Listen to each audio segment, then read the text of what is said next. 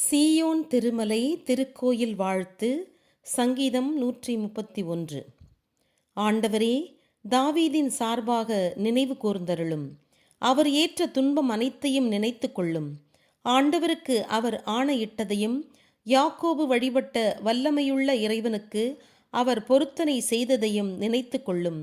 ஆண்டவருக்கு நான் ஓர் இடம் அமைக்கும் வரை, யாக்கோபு வழிபட்ட வல்லமையுள்ள இறைவனுக்கு உறைவிடம் ஏற்படுத்தும் வரை என் வீட்டில் நான் குடியிருக்க செல்வதில்லை. உறங்குவதற்கு கட்டில் மீது ஏறுவதில்லை. கண்கள் அயர நான் விடுவதில்லை என்று அவர் கூறிய சபதத்தை நினைவு கூறும்.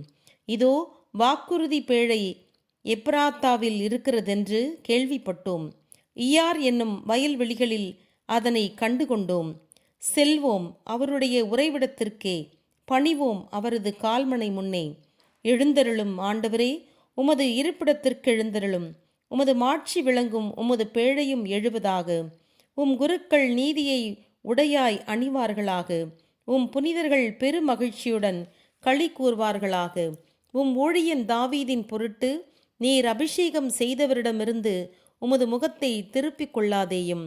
தாவீதிற்கு ஆண்டவர் ஆணையிட்டு கூறினார், அவரது வாக்குறுதி தவறாது.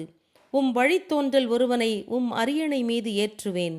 உம் மக்கள் என் உடன்படிக்கையை காத்து நான் தரும் கட்டளைகளை கடைபிடித்தால் அவர்களுடைய மக்களும் என்றென்றுமே உம் அரியணை மீது அமர்வர் என்றார். ஏனெனில் ஆண்டவர் சீயோனை தேர்ந்தெடுத்தார், தம்முடைய அரியணையாக கொள்ள விரும்பினார். என்றென்றும் என் இளைப்பாற்றியின் இடம் இதுவே.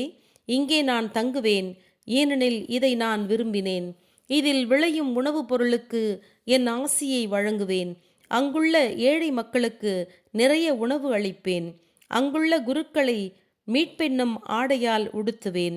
அங்குள்ள புனிதர்கள் பெரு மகிழ்ச்சியுடன் அக்களிப்பர். தாவீதுக்கு அங்கே வல்லமை மிகு சந்ததியை எழுப்புவேன். நான் அபிஷேகம் செய்தவருக்கு ஒரு விளக்கை ஆயத்தம் செய்வேன். அவருடைய எதிரிகளுக்கு வெட்கமெனும் ஆடையை உடுத்துவேன். அவர் தலையின் மீதோ நான் வைக்கும் மணிமகுடம் விளங்கும். ஆமென்.